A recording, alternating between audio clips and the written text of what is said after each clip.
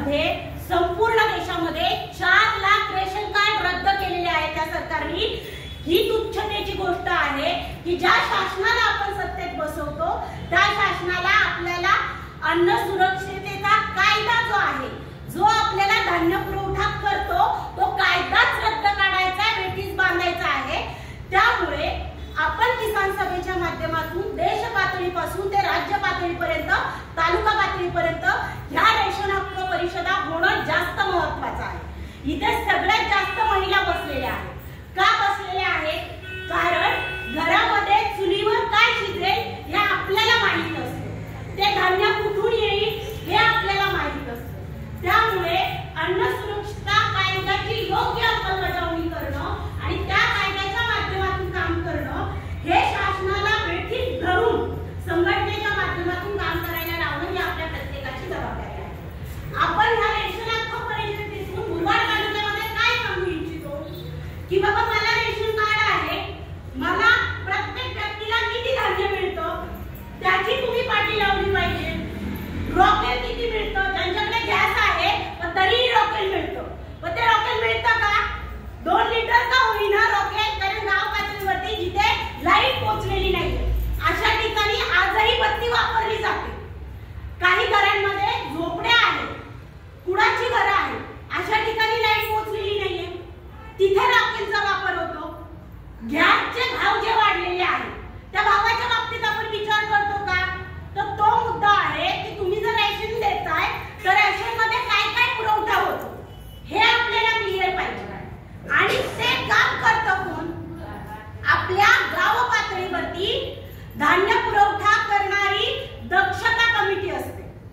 बरं, ही दक्षता कमिटी काय काम करते? त्याच्यामध्ये कोण कोण असतं हे आपल्या प्रत्येकाला माहित असायला हवं।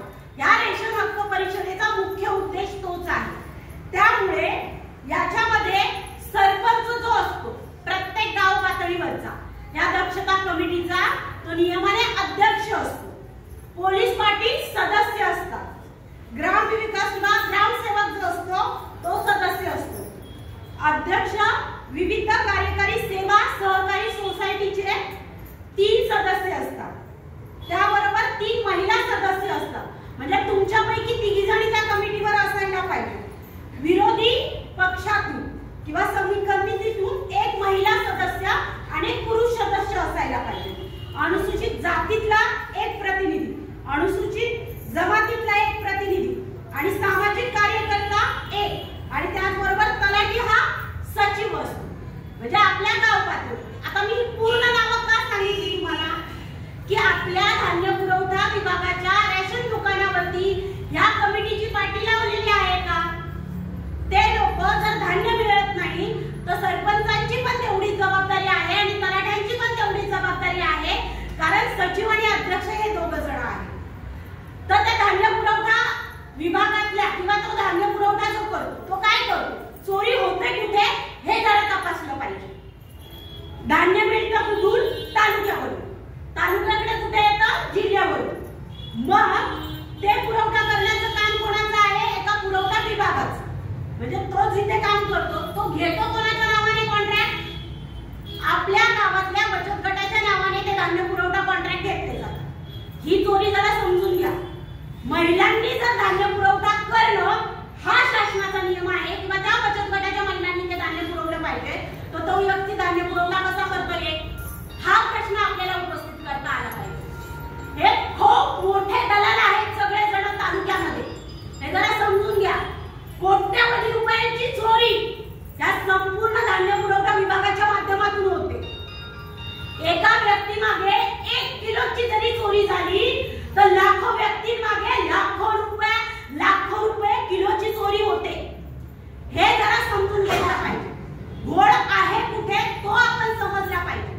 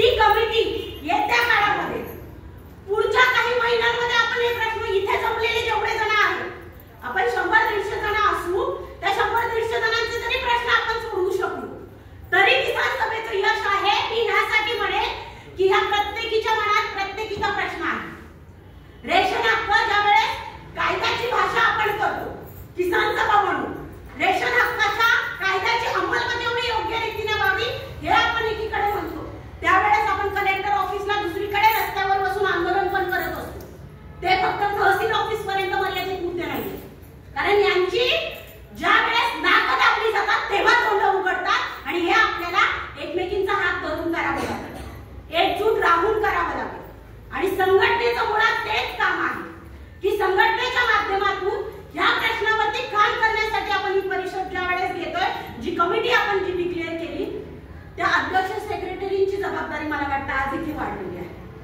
प्रश्न खूप आहे प्रश्न अनंत आहे विधवा महिलेला रेशन कार्ड नाहीये किंवा नवरा मेल्यानंतर तिला रेशन कार्ड मिळत नाहीये हा खूप मोठा मुद्दा आहे।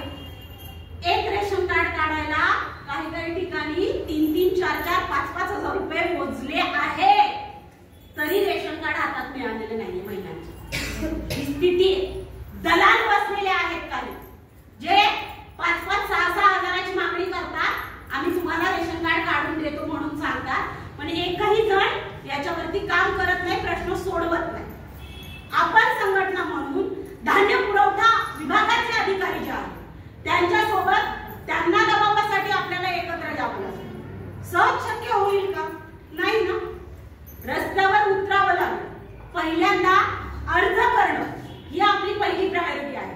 संघटनेच्या आधारावरती तुमच्या प्रत्येकाचे वैयक्तिक अर्ज तयार करा त्याला संघटनेचं कव्हरिंग लेटर जोडलं जाईल संघटनेच्या लेटर हेडवरती तालुका कमिटीच्या लेटर हेडवरती सगळ्यांचे एकत्र अर्ज जातात पुरवठा अधिकाऱ्यांना पहिलं लेखी जाऊ द्या त्याच्यावरती ते किती दिवसात कारवाई करतात याची आपण वाट पाहू ती कारवाई जर योग्य पद्धतीने नाही झाली तर आपल्याला तहसील कार्यालयावर बसावं लागेल आणि हे रेशन हक्क परिषदेचं उद्दिष्ट आहे मला वाटतं त्याशिवाय करावं लागेल यांची नाकं दाबावी लागतील कशासाठी माझा रेशनचा हक्क आहे तो आम्हाला मिळाला पाहिजे। दुसरीकडे केरळ राज्य आहे आपल्याच देशातलं राज्य आहे त्या केरळ राज्यामध्ये महिलांच्या नावाने रेशनिंग कार्ड आहे ज्या डॉक्टर बाबासाहेब आंबेडकर सभागृहामध्ये आपण बसलेलो आहोत त्या डॉक्टर बाबासाहेब आंबेडकरांनी महिलांना संपत्तीचा अधिकार मिळाला पाहिजे घराची मालकी मिळाली पाहिजे। आम्ही ज्या ग्रामपंचायतीमध्ये राहतो त्या ग्रामपंचायतीमध्ये आमच्या महिलांची 8 जो नमुना असतो घरपट्ट्यांचा त्या नमुन्यामध्ये महिलांची नावं समाविष्ट करणं हे आमचं उद्दिष्ट होतं।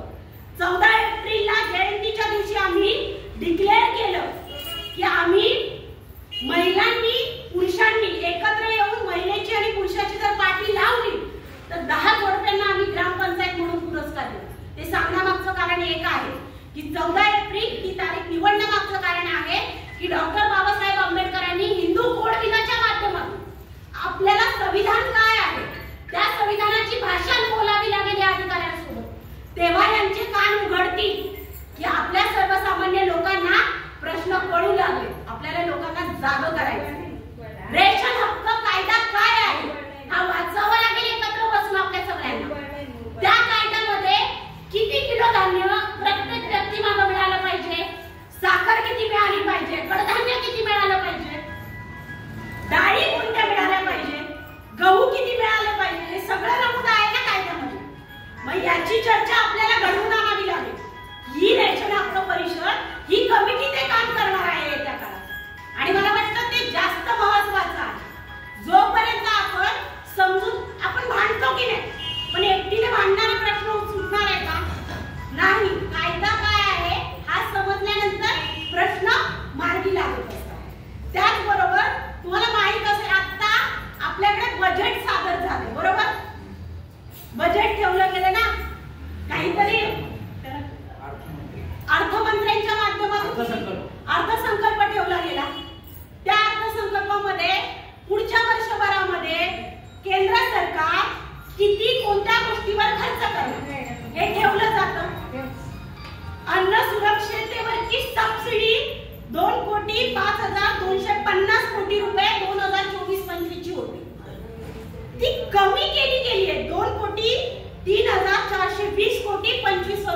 करण्याची तरतूद आहे.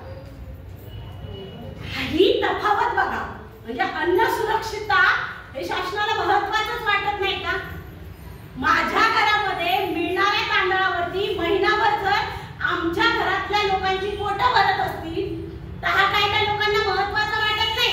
ज्यांना आपण निवडून देतो त्यांना हा कायदा महत्त्वाचा वाटत नाही. कारण गहू, तांदूळ आणि जी काही कडधान्य, साखर, तेल सुद्धा मिळतं. आपल्याला माहिती आहे थोडे ते पिशव्या मिळायच्या आपल्याला मिळतात का? त्या नाही मिळत म्हणून आपल्याला भांडावं लागेल. म्हणून संघटनेचा आधार घेऊन आपल्याला प्रश्न सोडवावे लागतात. आज तुमचे प्रश्न अनेक आहेत. ते फक्त रेशनिंगची मुद्द्याशी निगडीत आहेत का? नाही. संघटना फक्त रेशनिंगच्या मुद्द्यावर काम करते का? नाही. पण या परिषदेच्या माध्यमावर लक्ष केंद्रित करून या मुद्द्यावर आपल्याला काम करायचं आहे. दुसरा महत्त्वाचा जो मुद्दा आहे की एका महिन्याला किती रॉकेल दिलं जातं किंवा किती धान्य एका व्यक्ती मागे दिलं जातं, किती डाळ एका व्यक्ती मागे दिली जाते, याचा चार्टर लावण्यासाठी आपल्याला प्रयत्न करावे लागतील. लावा ना. जिथून पुरवठा होतो तिथे आपण संघटनेच्या माध्यमातून पत्र देऊ. धान्याचा पुरवठा एका व्यक्ती मागे किती होतो याचा एक तक्ता लावा. जिथून पुरवठा होतो म्हणजे मला वाचता येतं की नाही? बरं तुम्हाला वाचता नाही आलं, तुमची मुलं शाळेत जातात की नाही, लेकी शाळेत जातात की नाही, त्या वाचतील की नाही, त्या तुम्हाला सांगतील की नाही आई आपल्याला एका व्यक्ती मागे 5 किलो धान्य मिळतं, हे वाचून सांगतील की नाही? तुमच्या बरोबर येतात की नाही हात धरून? ज्यावेळेस रेशन घ्यायला जातो आपण, रेशनिंगच्या दुकानावरती लाईन लावतो आपण. बरं, दुसरी महत्वाची गोष्ट आहे, जिथून धान्य पुरवठा होतो तो महिन्याच्या महिन्याला होऊन आणि तो योग्य तारखांना होऊन ती तारीख एक संलग्न तारीख तालुक्याकडून डिक्लेअर होईल. हे सुद्धा या परिषदेचा उद्देश आहे. महिलांच्या नावे रेशन कार्ड करा, पण एक तारीख ठरवा आणि ती तारीख प्रत्येक रेशन दुकानावरती त्याच तारखेला धान्याचा पुरवठा झाला पाहिजे. हे धान्य पुरवठ्याच्या अधिकाऱ्यांनी प्रत्येक धान्य पुरवठा विभागातल्या किंवा तुमच्या जेवढी दुकानं येतात त्या प्रत्येक दुकानदाराला नोटीस काढा. याच तारखेला महिन्यात